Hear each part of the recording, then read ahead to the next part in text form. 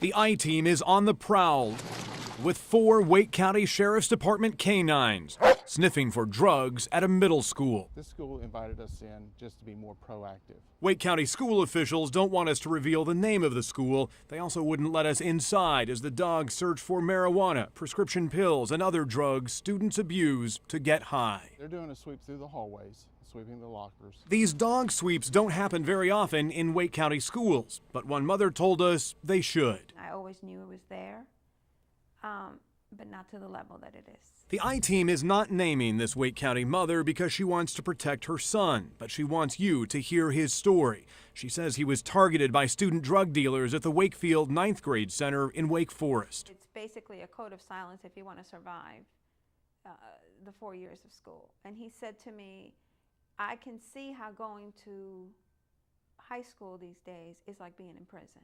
It's do or die. Last year, she says she got a call from an administrator who was trying to save her son from dealers in school. He said to me, I'm afraid that your child is being recruited to either use, sell, distribute. And I was like, what? This is news to me. The school administrator told you the kids are smuggling these drugs in Yes. and doing drug deals in the hallways? Yes. Yes. The I-Team obtained data from Wake schools and local police to find out how many teenagers are getting caught with drugs at school.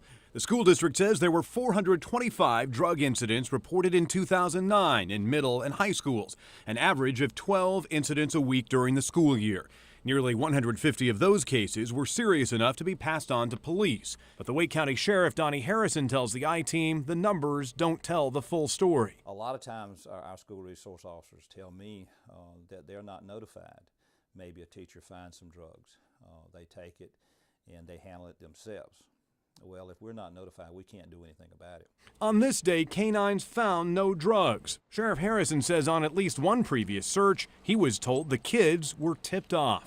Her son had came home and said, Wake County Sheriff's Office is going to be in school next week, and our coach told us if we had any marijuana or any other drugs, don't have it there on Wednesday, because that's when they're coming.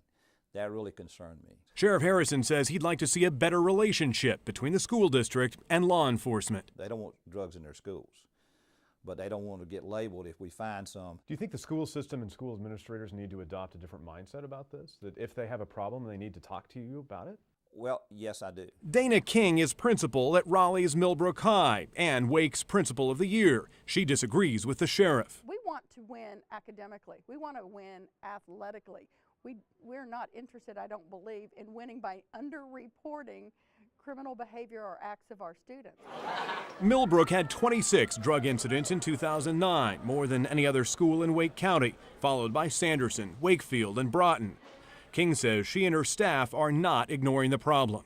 The sooner we get those students and those behaviors out of our system, the sooner our school is elevated. This mom knew the only way to elevate her son was to pull him out of Wakefield High. He was really struggling with this pressure. Oh yeah. It was bad. It was very bad. And she says she learned a lesson we can all learn from. Be aware of where your child is. And I don't mean physically. I mean emotionally and socially. Don't ever trust them to the level that you look the other way. Because they're still kids. And kids will make mistakes.